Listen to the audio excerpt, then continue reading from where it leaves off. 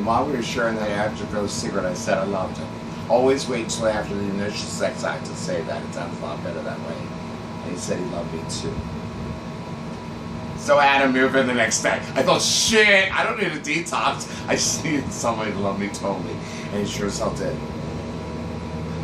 Oh, I forgot to tell you, he's HIV positive. But I knew I was taking a risk in dating anybody. Not that I wanted to die or anything. I just wanted him to live. And live we did. We went on off. We were known as the couple of the year. My friends loved him. His friends hated me. It was quite normal. Until that goddamn jamboree weekend.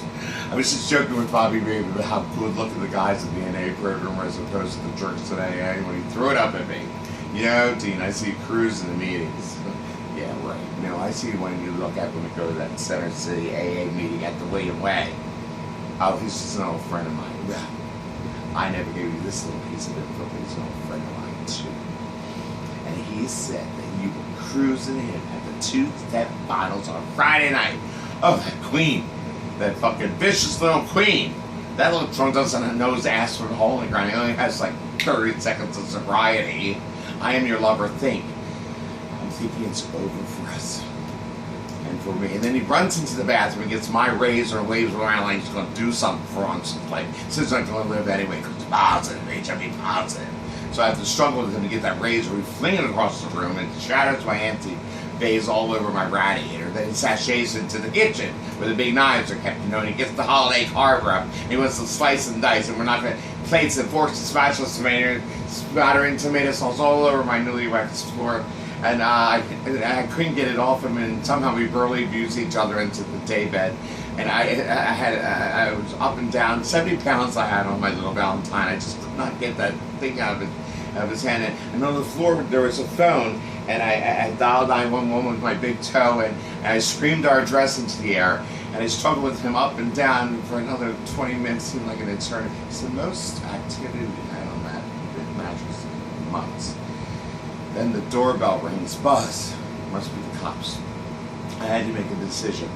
I could continue to struggle with a stricken lunatic, my new husband, or get us both some help. So I know I must have taken my brave pills that morning. So I meet Bobby the Bulls, I retrieve the holiday carver. And down the steps I go and let the cops in. And that's what he did. As the cops are coming up the steps, so slowly. He's setting his wrist with a fresh razor right on the tiled toilet, and blood is gushing up like a little oil well. And the cops say, get something to wrap around his wrist. I says, you're the cop, you get something. Then I run into the bedroom and get our lace bedspread that had given to us for our 6-month anniversary. And I presented to the cop. He said, wrap it around his wrist, and I did so. But unfortunately, I got the phone cord and the phone wrapped around it, and I was acting against the cause to stop the blood. He's going down the steps into a paddy wagon to go to St. Mary's Hospital, and I'm outside covered in blood. I'm saying, unravel the cord, Bobby, unravel the cord. I mean, I gotta get that cord back, because that's my French provincial type phone, and they don't make those anymore, and I have to make some calls for it. Again.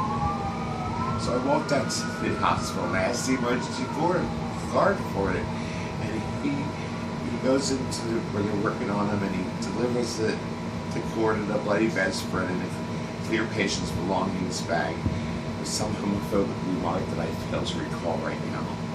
And I'm walking back to my apartment, and everybody's looking at me as if I have some kind of abortion attached to an umbilical cord. And I reached home, and there's blood everywhere. I mean, it looked like a red cycle on my head, and I really felt like it was Dorothy in the Wizard of Oz.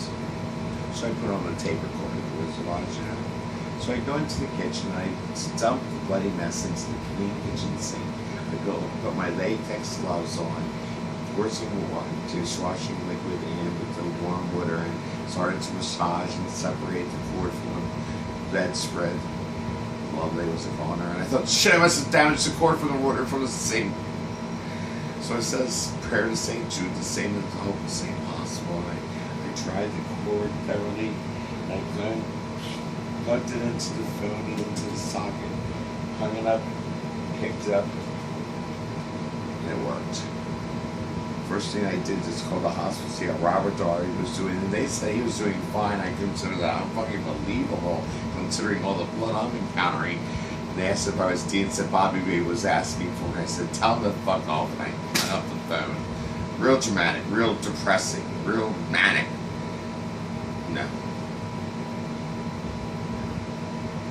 Just real. To make a long story short,